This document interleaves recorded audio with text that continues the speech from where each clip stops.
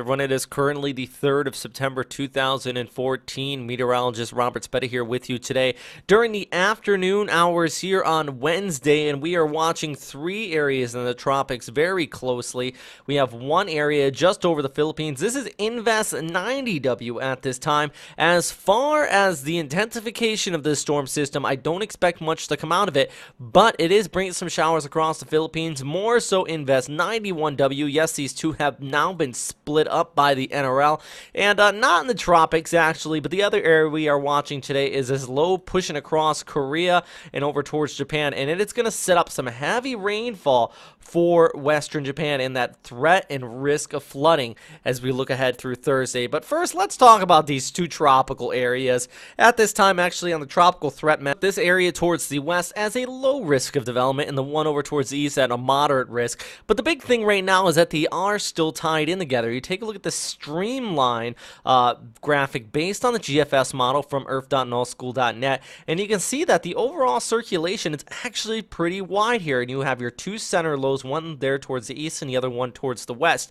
Now, as these two just continue to interact with each other, they're going to keep each other weak, and that's why we haven't seen any rapid intensification out here despite being very warm sea surface temperatures, an abundance of robust convection. Wind shear, as far as tropical systems go, well, it's fairly low in this area, so you have the ingredients in place for intensification, but these two are just competing with each other for their energy, and that's why we haven't seen this really organized. I guarantee you, if this one was out of the picture, this would already be up to tropical storm status. And as we look ahead through the forecast, that's what's probably going to be happening. This one's going to weaken out as it moves west over the Philippines. It's been bringing the showers. Even some strong thunderstorms could be seen across the Manila area. It moves off there towards the west, but the heaviest rain's really going to be remaining across southern Luzon and Visayas. Even over towards Cebu, we had severe flooding earlier this week. I think most of it's going to stay north of those of you in Cebu, but don't be surprised if you do see some showers push through as we look ahead through Thursday as that tracks off there towards the west.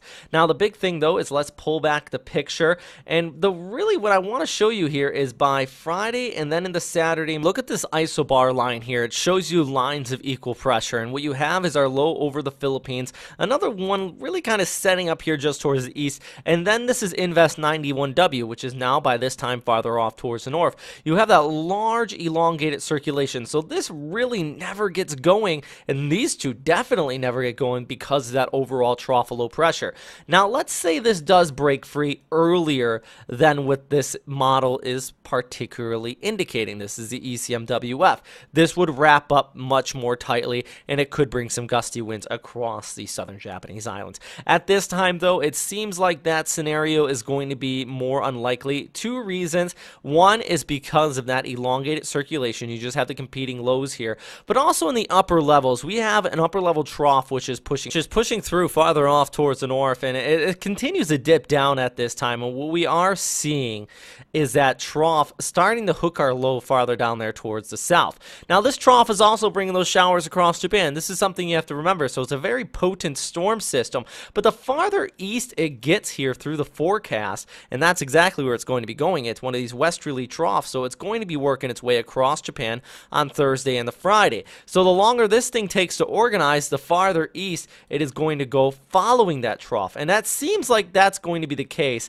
This is just moving so slow down here towards the south that as this moves farther off towards the east, it's going to hook it and keep it offshore. Now, this is still several days out, and we still have to judge the center of circulation around this low pressure area.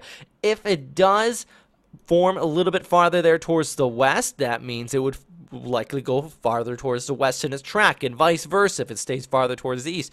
For this time, though, really all we can say is that we are continuing to watch it, and there is a possibility it could waver in its exact track. But if you are out here in the southern Japanese islands, I want to go ahead and start canceling your plans just yet, but at least on Friday night into Saturday, be ready for some passing showers and some gusty winds. It's likely not going to be anything up to any damaging intensities unless we see any drastic changes here in the forecast. So what else are we talking about today? Well, let's zoom in on our picture. structure and talk about Japan, where we have been seeing those rain showers across the Korean Peninsula, and it's going to push over western Japan. We already have heavy rain and warnings and advisories in effect out here for much of Kyushu and western Honshu, and some of these areas are going to be seeing that threat of the training effect we saw 2 weeks ago with those deadly landslides that occurred in the Hiroshima area. GFS model also showing this type of low pressure area pushing overhead though, and it kind of pulls in that moisture from the south, and you see those persistent showers